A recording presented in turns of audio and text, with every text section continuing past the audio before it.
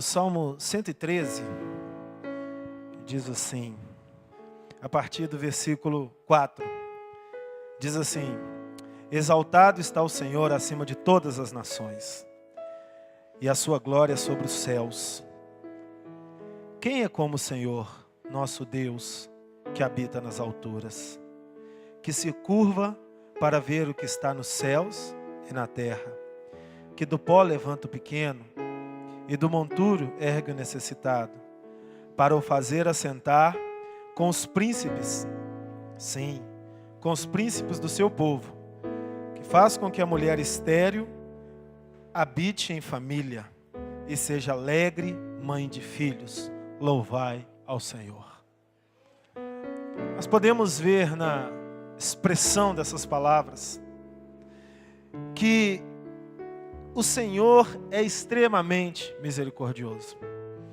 O salmista diz que o Senhor se inclina para ver o que está acontecendo nos céus e para ver o que está acontecendo na terra. Eu só me inclino para ver o que está abaixo de mim. E Deus, quando criou a humanidade, criou o próprio corpo humano, Deus deixou códigos de como é o mundo espiritual. Nenhum de nós pode dizer, eu sei como é o mundo espiritual. Alguns já tivemos algumas visões espirituais. E entendemos, temos o discernimento de como as coisas espirituais funcionam. Mas afirmar é assim, nenhum de nós pode. Cada um tem a sua experiência, ela deve ser respeitada quando é feita sobre o solo da santidade e o princípio da fé. Mas o Senhor nos deixou códigos muito interessantes. E quando a palavra de Deus descreve Deus se comportando como uma pessoa com um corpo, etc., nós podemos entender que Deus ele tem princípios. E o Senhor descreve a sua presença se encurvando para ver o que está nos céus. Nós podemos entender que os céus estão abaixo de Deus. O que para nós é muito alto, está muito abaixo de Deus. Porque Ele tem todo o poder. Deus não tem muito poder. Deus não tem um poder maravilhoso. Deus tem todo o poder, que englobe maravilhoso, que engloba muito, que engloba todas as coisas no seu poder. Esse é o nosso Deus. Esse é o Deus o qual nós temos adorado, buscado, clamado, entregue a nossa vida no seu caminho. Então nós precisamos nos comportar no entendimento correto de quem é Deus. Deus não é fraco. Deus não é vulnerável. Deus não perde uma batalha. Esse é o nosso Deus. Deus não perde o controle da situação jamais. Porque nós temos que trazer dentro de nós bem afixados, como um prego fixo numa madeira, os conceitos de quem é Deus. Porque eu sou vulnerável, eu perco batalhas, eu perco controle. Mas quando eu perco tudo, o meu Deus tem todas as coisas na sua mão. Então Ele pode transformar a minha vida sempre. E eu preciso caminhar com Deus sabendo quem Ele é para mim. E quando eu sei quem Ele é para mim, eu vou procurar alinhar a minha vida ao propósito e à vontade de Deus em todas as suas áreas. E o que é a minha vida? Se Deus é poderoso, se Deus é maravilhoso, se Deus tem toda a autoridade, todas as coisas estão vulneráveis ao seu governo, e Ele foi quem disse que Ele vem ao meu favor, Ele está exaltado acima das nações, mas Ele pode fazer assentar entre os príncipes o pobre que está no montúrio. Existe uma correlação entre Deus e a humanidade.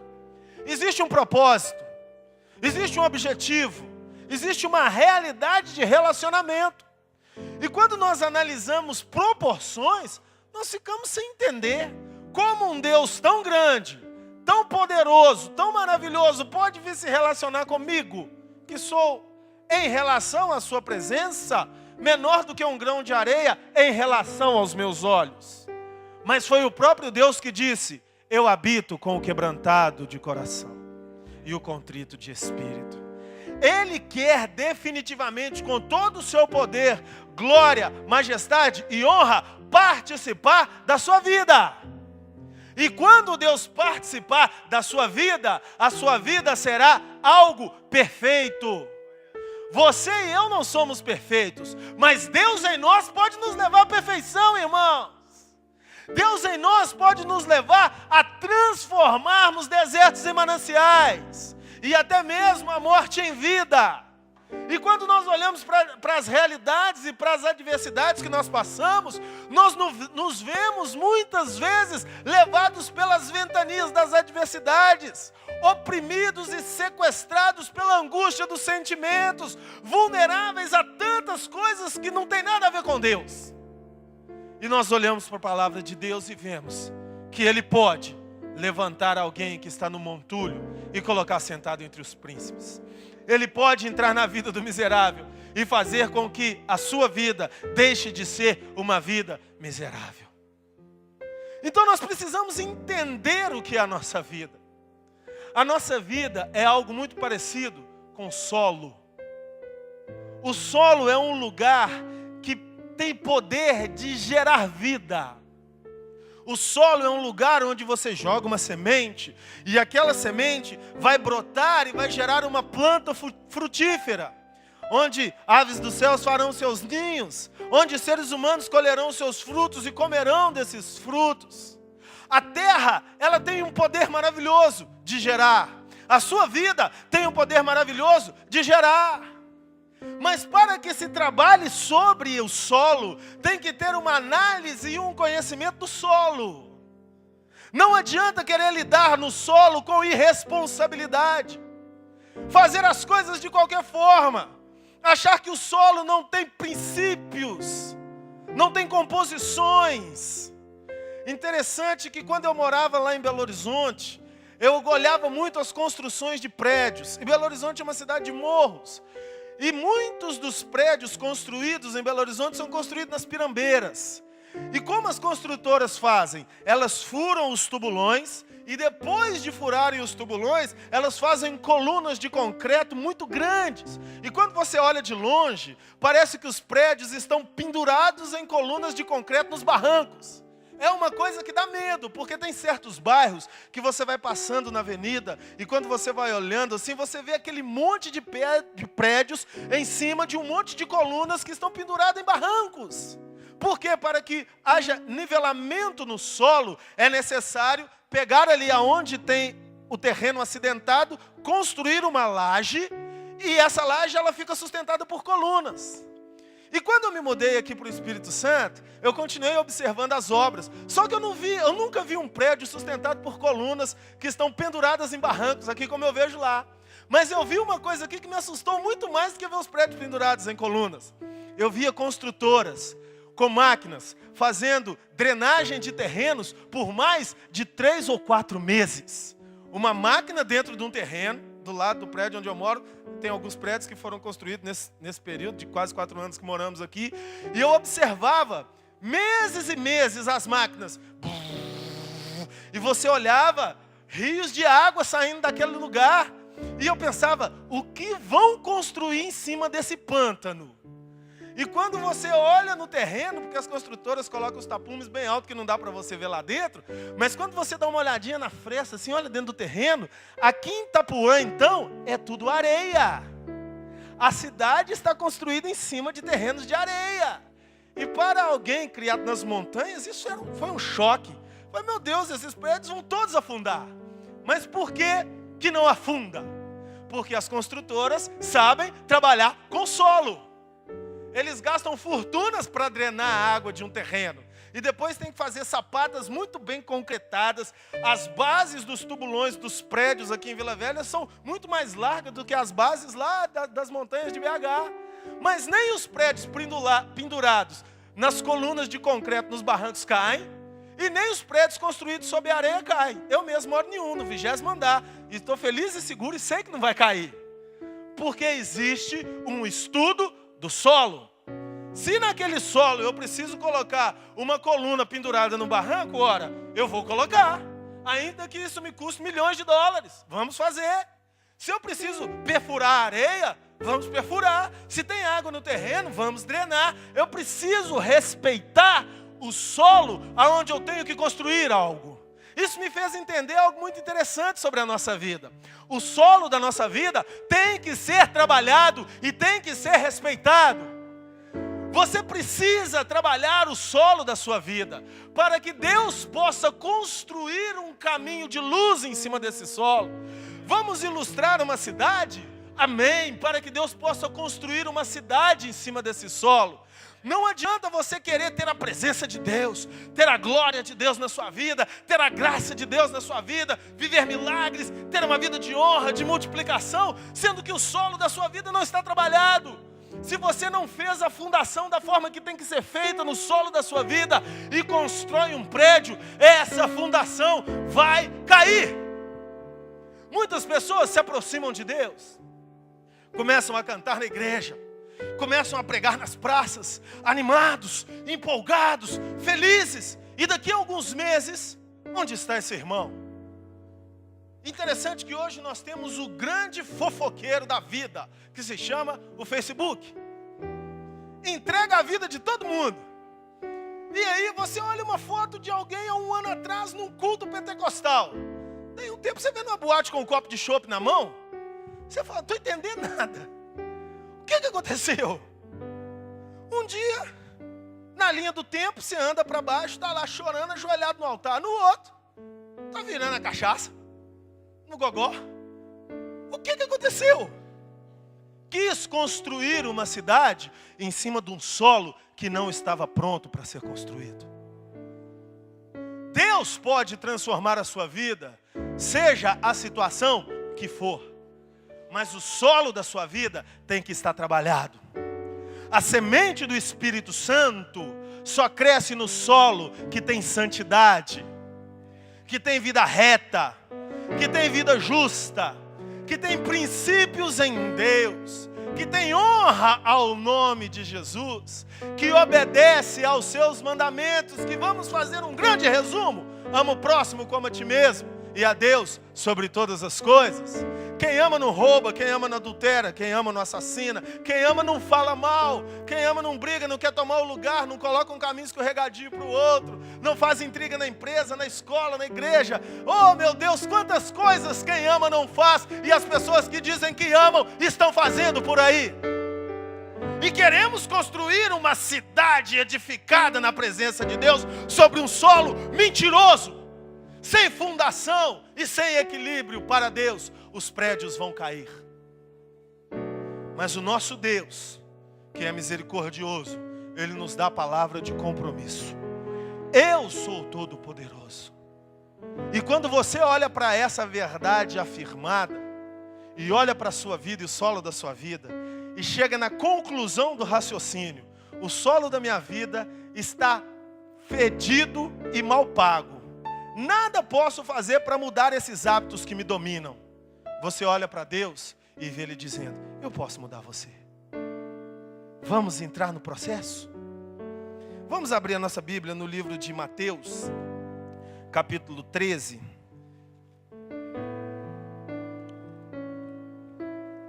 Versículos de 1 a 9. Aleluia.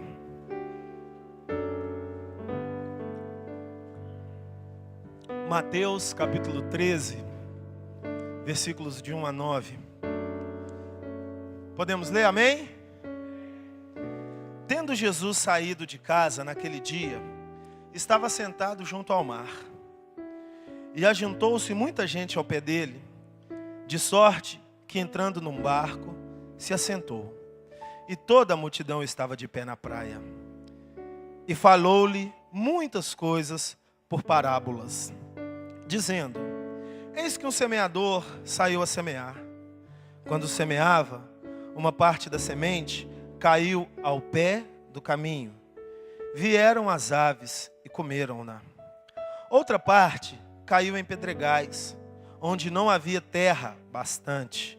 E logo nasceu, porque não tinha terra funda.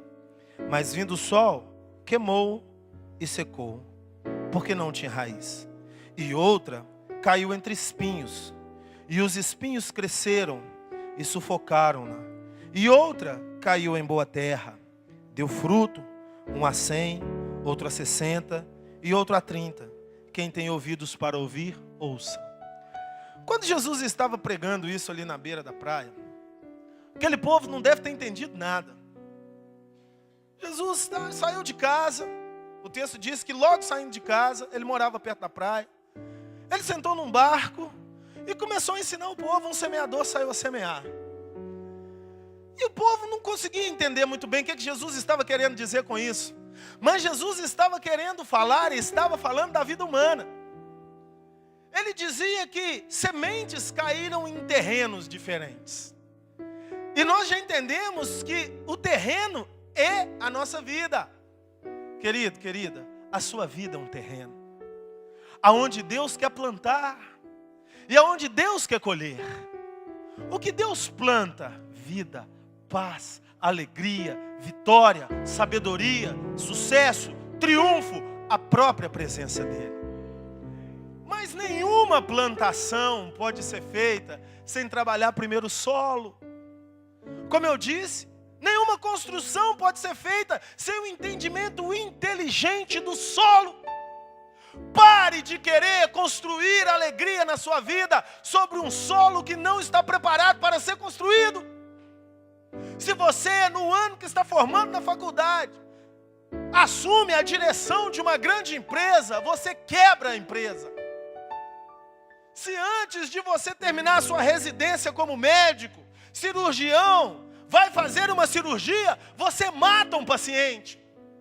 Tem que ter um trabalho. Se você sair do curso de cabeleireiro e for inventar de cortar cabelo, você vai alejar o cabelo do povo. Porque tem que aprender a trabalhar.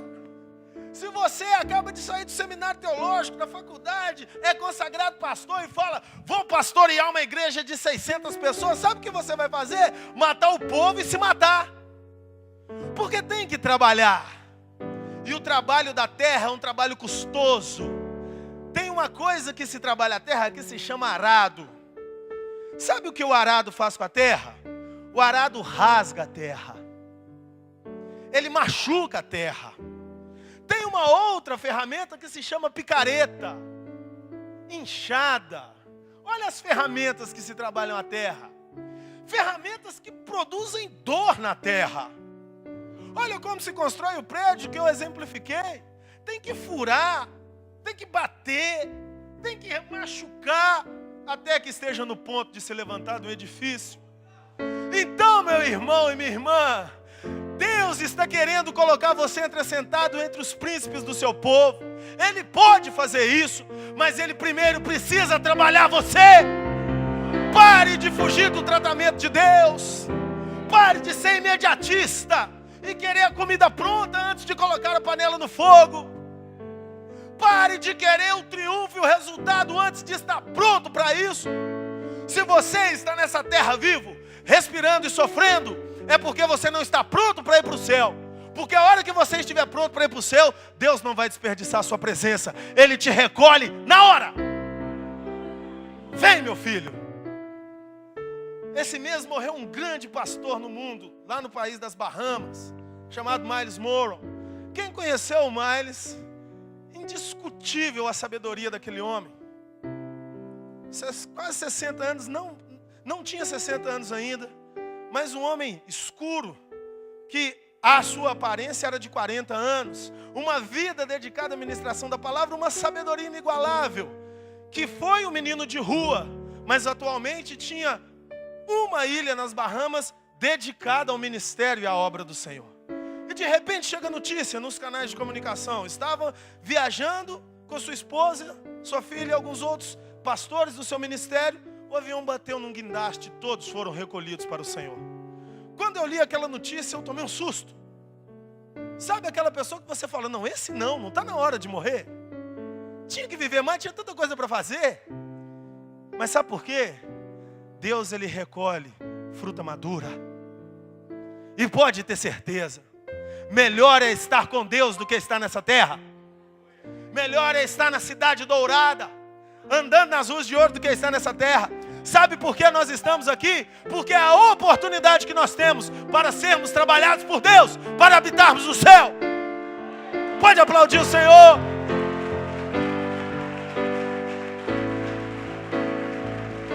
Esse é o propósito de viver nessa terra. Então deixe Deus trabalhar você. E Jesus estava falando sobre isso. E o povo falou algumas coisas com Jesus. E os seus discípulos chegaram e falaram: mestre, por que isso complica tanto? Facilita a nossa vida. Explica para nós o que significa isso. E lá no versículo 17 de Mateus 13, Jesus disse para eles, vamos ler a partir do 15. Porque Jesus disse: porque o coração desse povo está endurecido, e ouviu de mau grado com seus ouvidos, e fechou os olhos, para que não vejam com os olhos, e ouça com os ouvidos, e compreenda com o coração, e se converta, e eu os cure. Mas bem-aventurados os vossos ouvidos, os vossos olhos, porque veem, e os vossos ouvidos, porque ouvem. Porque em verdade vos digo que muitos profetas e justos desejaram ver o que vós vedes, e não viram, e ouvir o que vós ouvis, e não ouviram. Escutai, vós, pois, a parábola do semeador. Ouvindo alguém a palavra do reino, e não a entendendo, vem o maligno, e arrebata o que foi semeado no seu coração. Este é o que foi semeado ao pé do caminho. Porém, o que foi semeado em pedregais é o que ouve a palavra, e logo a recebe com alegria, mas não tem raiz em si mesmo. Antes é de pouca duração, e chegada a angústia e a perseguição, por causa da palavra, logo se ofende. E o que foi semeado entre espinhos é o que ouve a palavra, mas os cuidados deste mundo e a sedução das riquezas sufocam a palavra, e fica infrutífera. Mas o que foi semeado em boa terra é o que ouve e compreende a palavra, e dá fruto, e um produz 100, outro 60 e outro 30. Jesus disse para ele: meus filhos, aqueles que ouvem de mau grado, desfazendo da minha palavra, não são dignos de entender. Sabe, igreja, o céu é para todos, porém, só alguns habitarão o céu. E quem vai habitar o céu é o humilde de coração. Você já viu um humilde rejeitar uma palavra de ensino? As grandes lições da vida são trilhos que são colocados sobre um solo. Esse solo é a humildade. Trilhos são erros. E afixados são esses trilhos com grandes parafusos, que se chama observação, prudência e perseverança ao ouvir os conselhos. E os erros, somados à humildade e fixados com a perseverança, vão construir um trilho perfeito para que o trem da vida possa passar e recolher a sua alma do desespero, do medo e da morte. E Jesus disse para ele: esses homens são duros, eles não querem me ouvir, mas vocês têm humildade no coração, então eu vou ensinar para vocês. E Jesus falou aqui de 4 tipos de terra, de 4 tipos de solo, 4 tipos de vidas, 4 tipos de corações. E a primeira, Jesus disse que a semente caiu ao pé do caminho, e vieram as aves e comeram. Qual é esse tipo de terra que fica ao pé do caminho? Até hoje, no século 21, o pé do caminho é feito de concreto. Aos meio-fios, as calçadas, são pedras rígidas, que não tem terra para se semear ao pé do caminho. Naquela época, a Galileia já era administrada pelos romanos, e os caminhos já eram feitos da forma que os romanos faziam. Eles colocavam pedras rígidas à lateral do caminho. Não tem jeito de semear em pedra. A semente não penetra, ela fica em cima das pedras. As aves do céu vêm e comem. Que tipo de coração é esse? Pessoas que estão interessadas apenas nos benefícios de Deus. Vem para o culto para receber a bênção. Na hora do louvor estão extremamente emocionadas no templo. A hora que a palavra começa a ser ministrada, um exemplo só. Fogem do templo e vão para o ato da igreja bater papo. As igrejas que têm fonte com água iluminada, então, é uma perdição aquele negócio. Você chega na pracinha da igreja, o culto lá dentro cheio de gente ouvindo, mas uma outra multidão batendo papo na pracinha. Uma vez eu passando numa pracinha de igreja com fonte iluminada, falei, gente, a luz dessa fonte está mais forte que a luz da palavra lá dentro. Aí meia dúzia de 3 ou 4 entraram, o resto ficou. O que é isso, gente? Eu não estou falando de uma situação que você vem para a igreja, tem que conversar ali fora, não estou falando disso. Eu estou falando de essência. Tem gente que não aguenta ficar dentro do templo na hora do culto mais. Sabe por quê? Não está interessado em ser trabalhado pelo Espírito Santo. Está interessado no irmão, no amigo, no negócio, na menina, no rapaz, em tanta coisa, que a igreja vira um shopping para ele. A igreja não vai parar de funcionar. A obra não vai parar. Mas a semente do seu coração vai ser roubada. Porque ela não entra. Tem muita gente indo para o inferno no ato da igreja. Isso não pode perpetuar na sua vida. Se você está tendo uma postura assim, mude hoje de postura. Esse é um exemplo. Mas tem muita gente que está relacionando com a palavra de Deus e não está nem aí para a palavra de Deus.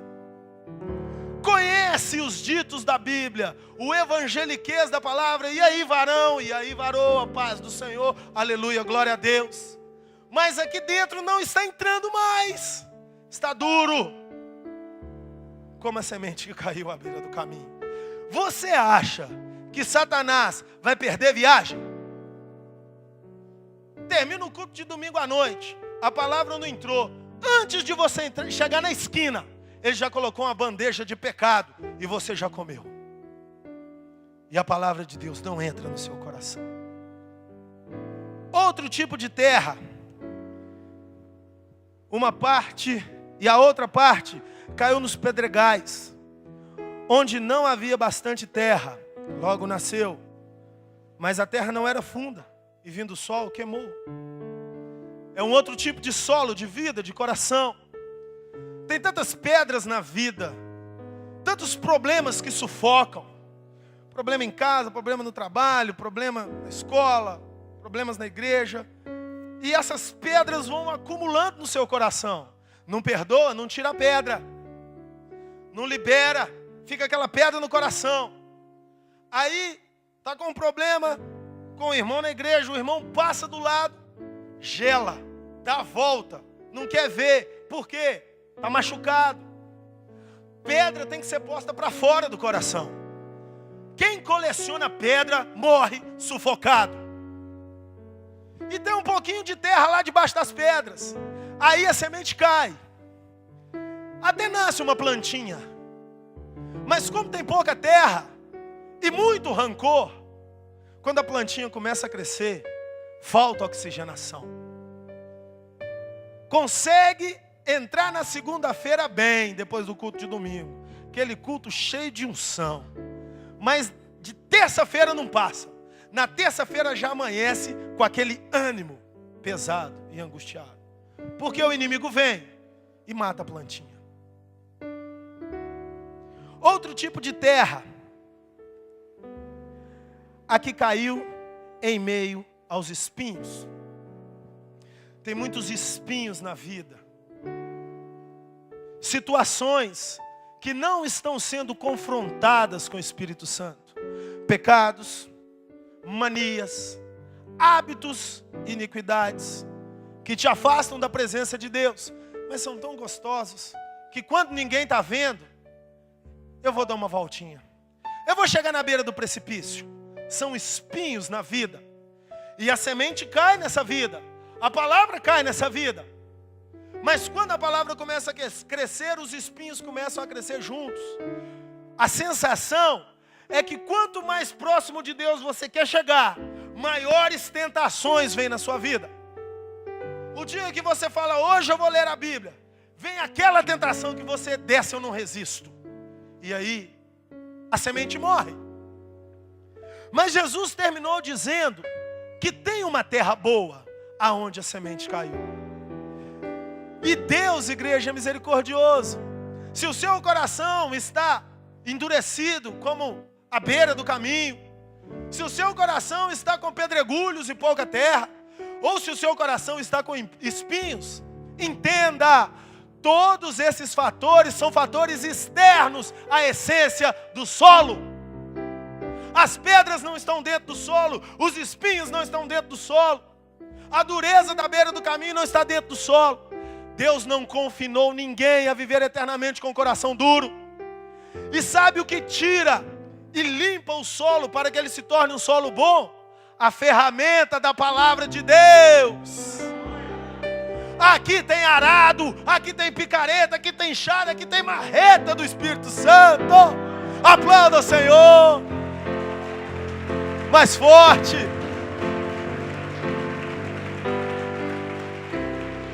E quando você se vê roubado pelo seu próprio coração, sufocado, você entenda, Jesus quer limpar o território. E se a terra é tão ruim como a terra árida do deserto, Ele traz outra terra, Ele importa outra terra, Ele cava o buraco, Ele coloca a terra boa em você. Mas se você quiser, a semente vai brotar em você, em nome de Jesus. Ele é muito mais inteligente que as construtoras do litoral, que drenam a água do terreno arenoso. Ele é muito mais inteligente que as construtoras da montanha, que penduram colunas de concreto no barranco. Ele é Deus que tudo pode fazer. E levanta você, seja qual for a situação. Limpa o terreno. Basta que você se exponha ao material santo e às ferramentas do Espírito Santo. A sua terra vai se transformar em uma terra boa. E aí você vai olhar para si e vai ver que ontem você era um cara duro, intransigente. Hoje você é sensível, aberto ao Espírito Santo. Chora com sinceridade na presença de Deus e vive uma alegria que não está vulnerável às adversidades da vida. E verdadeiramente, essa é a posição de um pobre que foi erguido do pó e foi colocado para sentar-se entre os príncipes de um povo. Porque ser príncipe não é ter dinheiro, poder e fama. Ser príncipe é ter algo que dinheiro, poder e fama não podem dar: paz de espírito e alegria completa na presença do Espírito Santo de Deus. Então se coloque em pé, príncipes e princesas de Jesus. Coloque-se de pé e aplauda a Ele. Aplauda mais forte, diga: eu sou vencedor. Eu sou vencedora. Aleluia. Glória a Deus. Fique na presença do Senhor.